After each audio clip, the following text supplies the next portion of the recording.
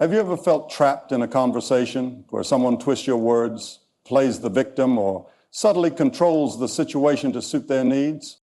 That's the art of manipulation. But what happens when you remove the fuel from the fire, when you go completely silent on a manipulator? Silence isn't just the absence of words. It's a statement, a strategy, and most importantly, a way to reclaim your power. Manipulators thrive on reactions, whether it's guilt-tripping, gaslighting, or passive-aggressive tactics. Their ultimate goal is control. But when you refuse to engage, something unexpected happens. They lose their grip. Silence forces them to sit in their own discomfort, to face the reality that their tactics no longer work. At first, they might escalate, trying harder to provoke a response. But when they're met with nothing but silence, their frustration grows. And that's where the shift happens. Suddenly, they are the ones questioning their control. Silence forces them to realize that they are losing their hold on you. It sends a message louder than any argument ever could. You are no longer playing their game. But be warned, going silent on a manipulator comes with its own set of reactions. Some will lash out, others will retreat, and a few will even try to switch to a different tactic to regain control. Understanding what happens next is key to standing your ground. So, what can you expect when you decide to go silent on a manipulator? Let's break it down.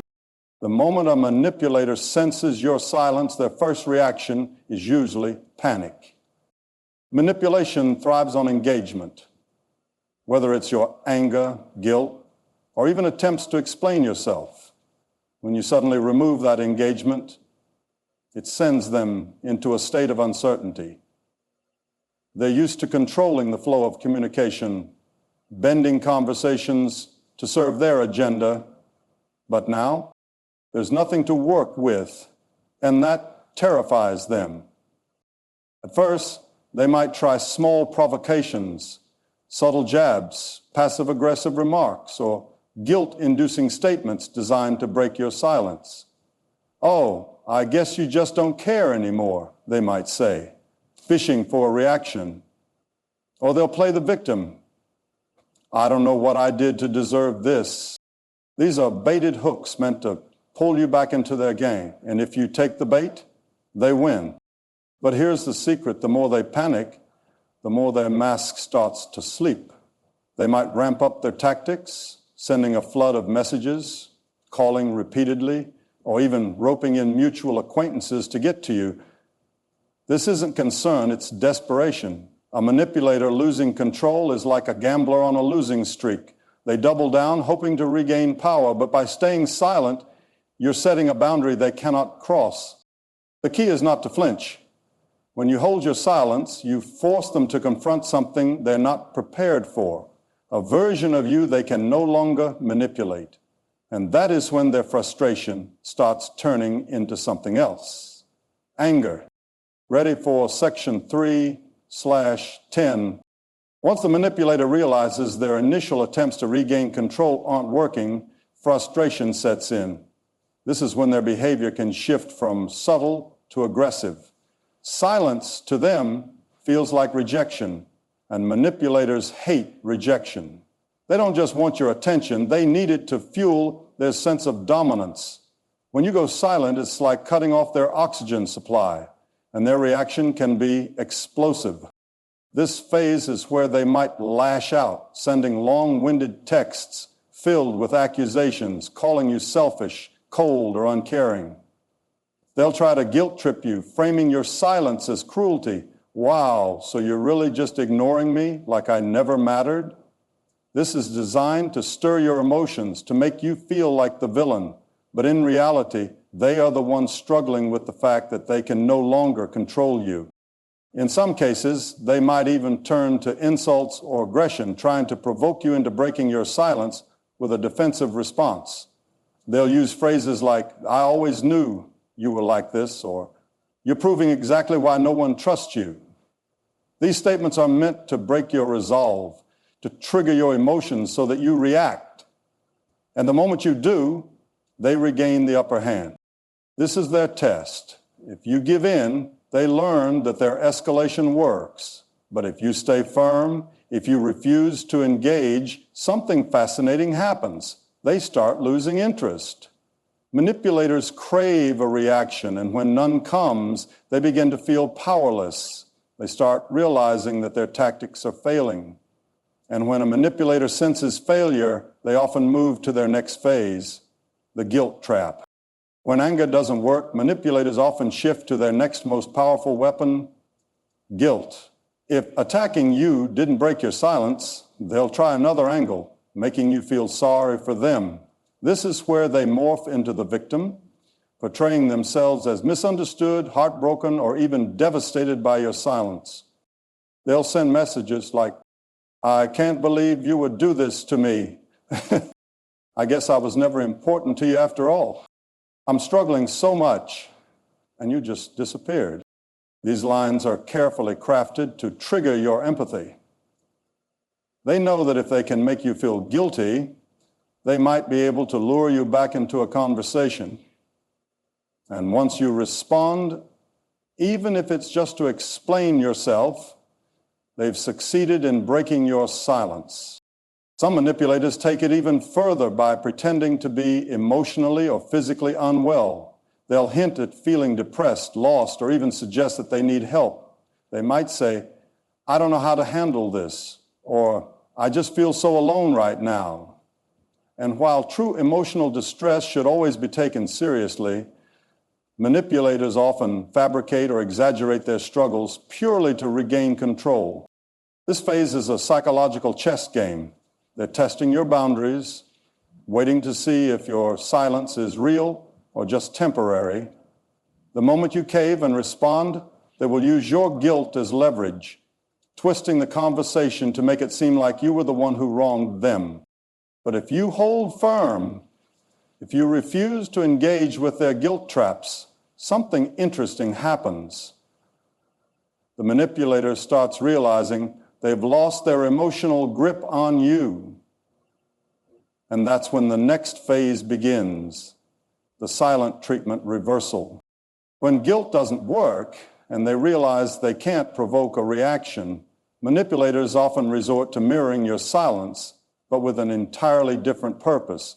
This is what's known as the silent treatment reversal. Unlike your silence, which is a boundary-setting strategy, theirs is meant to punish you and regain dominance. At this stage, they suddenly stop reaching out. No calls, no messages, no attempts to provoke you. At first, this might feel like relief, but don't be fooled. This is a manipulation tactic designed to make you feel abandoned, rejected, or even guilty for going silent in the first place. They want you to wonder, did I overreact? Maybe I was too harsh. Should I be the one to reach out? This reversal is meant to make you chase them, which resets the power dynamic in their favor. By withdrawing, they're hoping you'll start to crave their attention and break your silence out of fear that you've lost them. This tactic works on people who struggle with self-doubt or emotional attachment. Manipulators know that many people will fold under the pressure of being ignored, especially if they have a history of feeling responsible for other people's emotions. If you're someone who's used to keeping the peace or avoiding conflict, the silent treatment reversal can feel emotionally torturous. But here's the truth. This is their last-ditch effort to regain control. The best way to beat it? Stay silent. The moment you show that their absence doesn't affect you, they lose all leverage. And that's when they move to their next and final tactic, the grand finale of manipulation, the desperate comeback. When all else fails, when anger, guilt, and silent treatment haven't worked, manipulators often pull out their last resort, the desperate comeback. This is where they suddenly flip the script, acting as if nothing ever happened or pretending to have had some kind of epiphany about your relationship.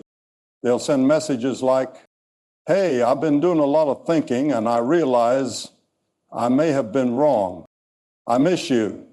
Can we talk? I know we've had our differences, but I don't want to lose you." This sudden shift isn't about genuine self-awareness. It's about testing if you're still vulnerable to their influence. After trying every trick in the book, they now want to see if kindness and nostalgia will pull you back in. This phase can be especially tricky because it plays on your hope that the manipulator has truly changed. You might feel tempted to believe them, to give them one more chance. After all, they sound so sincere now, don't they? But remember, manipulators are masters of emotional deception. If they were truly capable of change, they wouldn't need to manipulate in the first place. Their goal with the desperate comeback is to reset the cycle, to get you back into their control so they can start the manipulation all over again. They may act extra sweet, promise to do better, or even take responsibility for past behavior. But the moment they regain their hold on you, the old patterns return. If you truly want to break free, this is the moment of no return. If you stay silent now, you send the final message. You no longer have power over me. And once a manipulator knows they've lost their grip, their reaction can take one of two paths. They either disappear completely or they seek revenge. At this point, when the manipulator realizes their grip on you is slipping for good, they take one of two extreme paths. They either disappear entirely or attempt to seek revenge. The choice depends on what kind of manipulator you're dealing with. Path one, the disappearance. Some manipulators, when they see they've lost control, cut their losses and move on. They recognize that their tactics no longer work on you, and rather than waste time trying to break through your silence, they retreat. But don't mistake their silence for self-reflection or growth. They aren't changing. They're simply looking for their next target, someone easier to manipulate. If they disappear, stay strong and don't reach out. This is the cleanest break you'll get. But beware, just because they leave now doesn't mean they won't try to come back months or even years later. Manipulators often return when they believe you've forgotten how toxic they were. The best way to protect yourself? Stay no contact and never reopen that door. Path two, the revenge phase. Other manipulators take a much darker approach. Instead of accepting their loss, they become vindictive. If they can't control you, they may try to damage your reputation, turn mutual friends against you, or spread rumors. Some will gaslight others by rewriting history, making it seem like you were the problem all along. They might say things like, "I tried so hard with them, but they just shut me out for no reason. I gave them everything, and this is how they treat me. I don't know what happened. They just became distant and cold."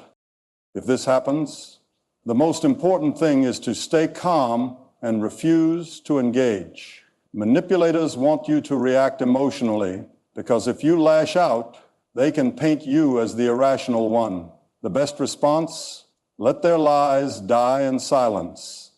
Eventually, their smear campaign loses momentum because there's no fuel to keep it going. Whether they disappear or seek revenge, the outcome is the same. You win by staying silent.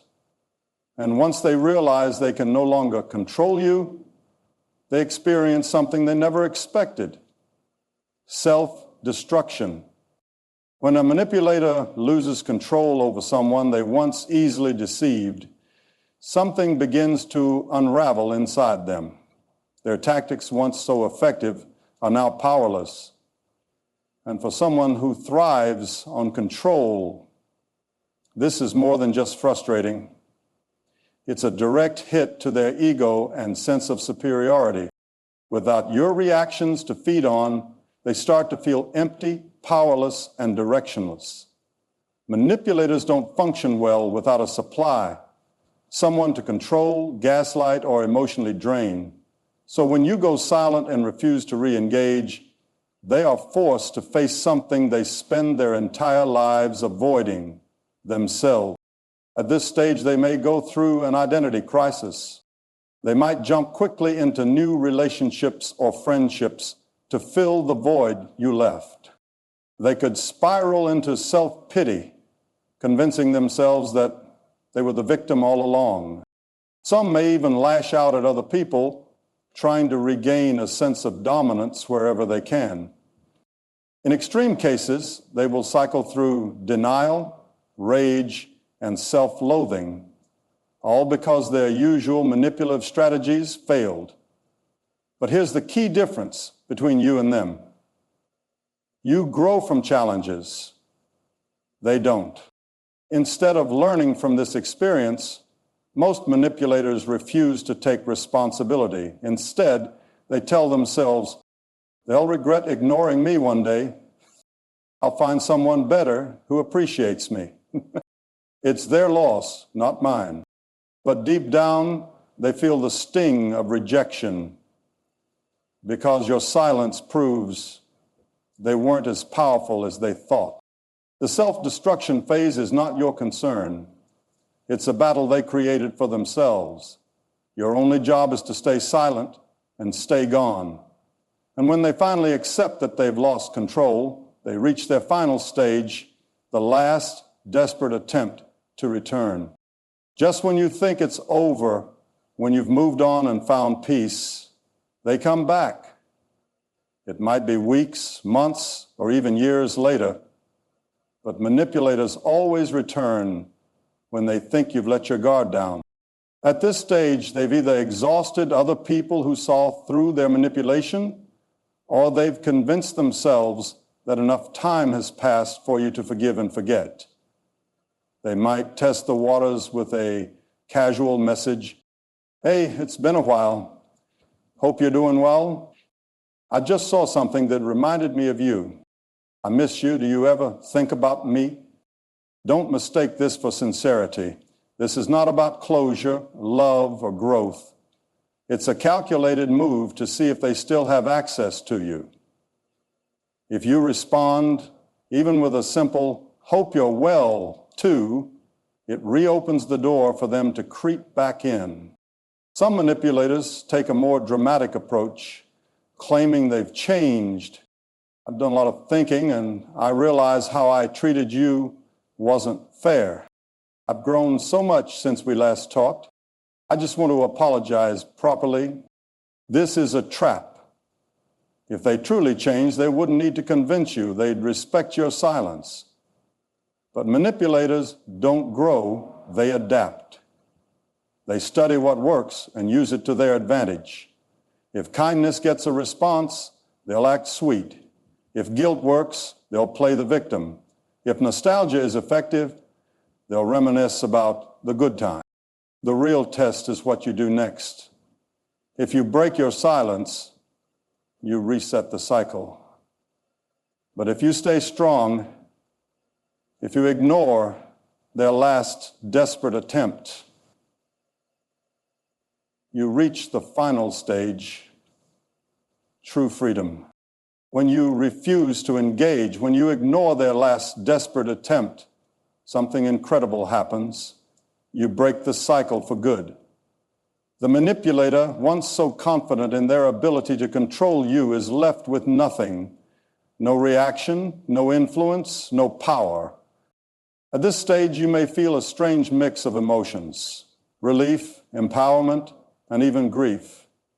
Grief not for the manipulator, but for the time you lost, the energy you wasted, and the person you had to become to escape their grip.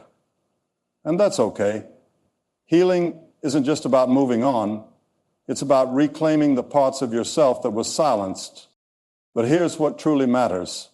You won, not by fighting, not by proving anything to them, but by choosing yourself. The most powerful response to manipulation is no response at all. Silence is the ultimate act of self-respect. It says, I am no longer available for your games. I don't need closure from someone who only wanted control.